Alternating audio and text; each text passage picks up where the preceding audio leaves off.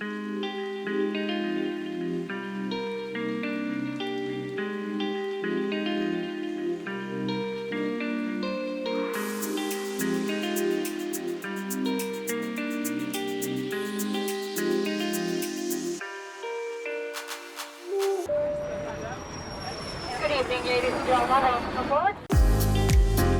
back to Wanderlust Reports. Today I'm flying from Bangkok to Bali, but not from the airport you might expect. While most international travelers are familiar with Suvarnabhumi Airport, Bangkok actually has a second international hub, Don Mueang Airport. Once the main airport of Thailand, Don Mueang is older, smaller, and far less glamorous, but it still handles millions of passengers every year, especially those flying with low-cost and regional carriers, as I will do today. It's often overlooked, but it might just surprise you. Personally, I find it much less stressful and way more easygoing than Suvarnabhumi. Before heading through customs and security, I always like to spend a bit of time in the food court. It's one last chance to soak up the unmistakable atmosphere of Thailand before flying abroad.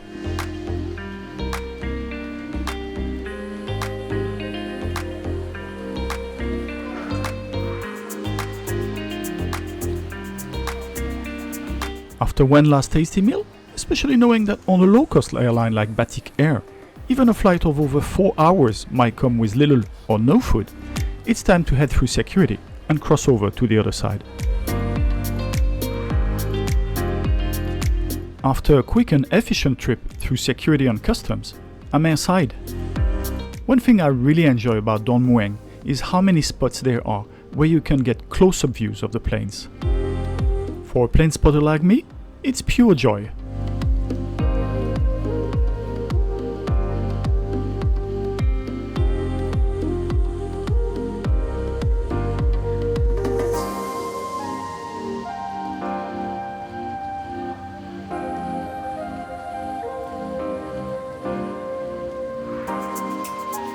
Nope, that's not my ride. This one's heading to Malaysia. Sure, you won't find the big-name airlines or their posh lounges here. But for anyone needing a touch of comfort before the flight, there's always the Coral Executive Lounge.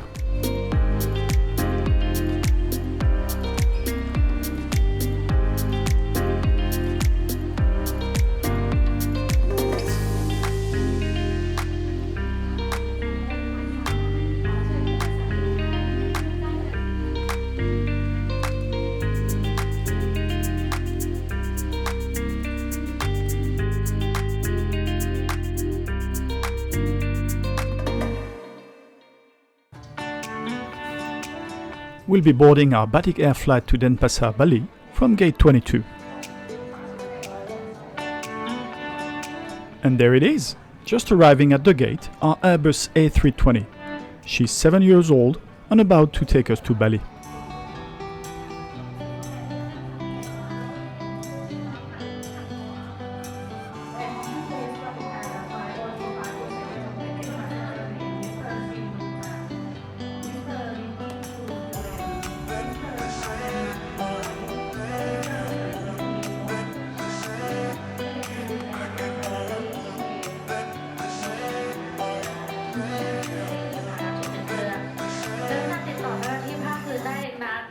Right on schedule, we're boarding.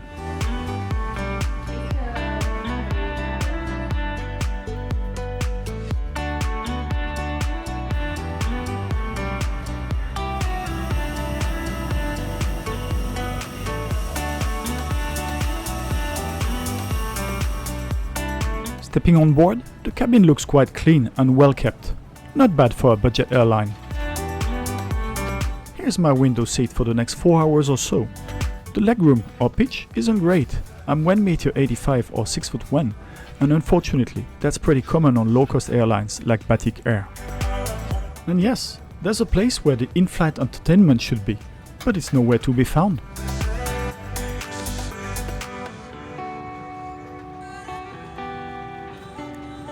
The recline is fairly limited too, but on the bright side, at least I won't have the seat in front of me right in my face. While the plane itself looks clean, The safety information card has definitely seen better days. And then there's this card, which I always find fascinating on Indonesian airlines, the invocation card. It offers a short prayer for a safe flight, whether you're Muslim, Protestant, Catholic, Hindu, Buddhist, or Confucian. Though apparently, if you're Jewish, you're on your own.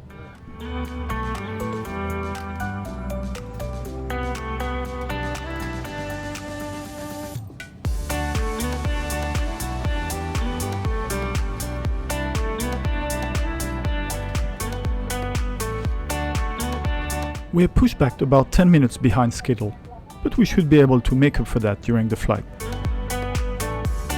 No in-flight entertainment means no movie, so it's time to watch the crew do the safety demonstration. Though, as usual, no one actually does.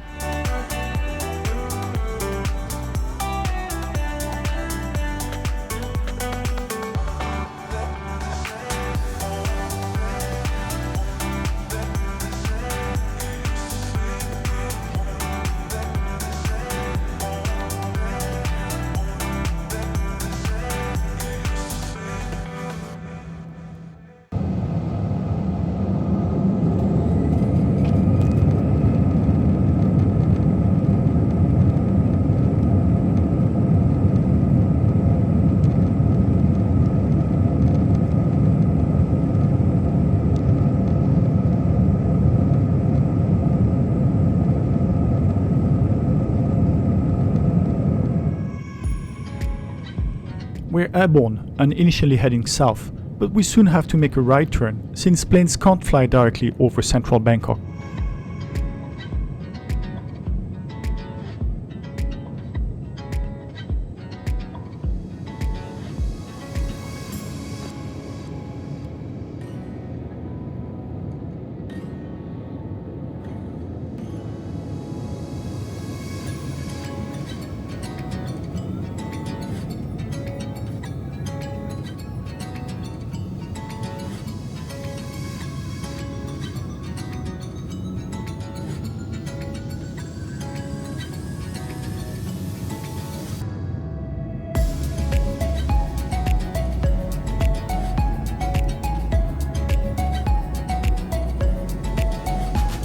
A few minutes later, we are soaring over the coastline of the Gulf of Thailand.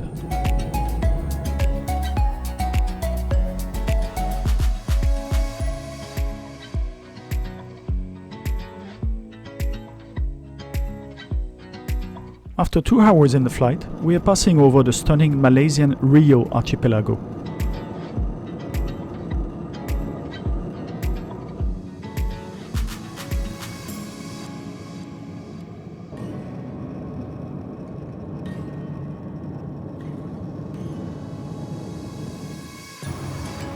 I'm not Noel Phillips, but here's my quick Loo review. It's clean.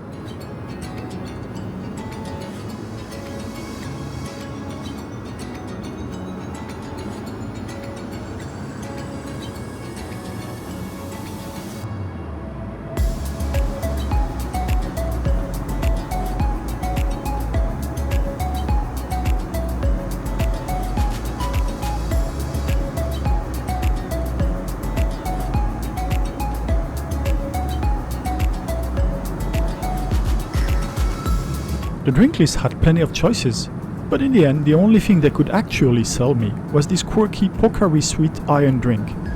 Not exactly what I had in mind, but hey, it'll do. And that's when I found out they were actually serving a snack, for free. Well, snack. A plastic wrapped soft bun and a sealed cup of water with a rather strange taste.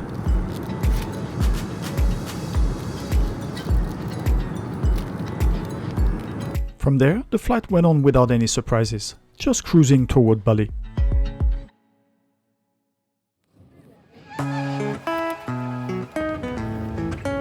We touched down at Denpasar Airport 5 minutes ahead of schedule.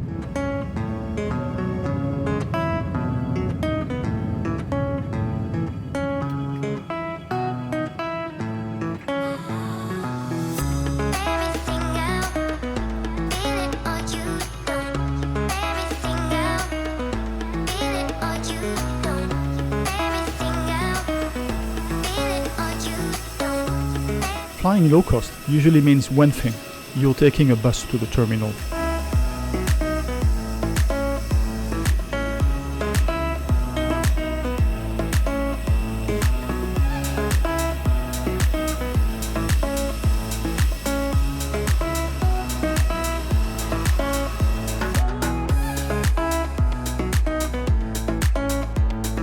The visa on arrival line moved quickly, and I was glad to see my suitcase had made it safely to the carousel. This one-way ticket, including my suitcase, cost me $146, not bad at all for a flight of this length. So time for my final verdict.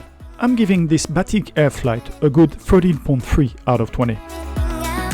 On the positive side, we arrived right on time, and overall, the flight offered excellent value for money, considering the distance. On the downside, the drink that I bought and the snack that was offered were really disappointing. And the safety and invocation cards were really in a filthy state. Still, for a budget airline, it did the job, and I can't complain too much for the price I paid.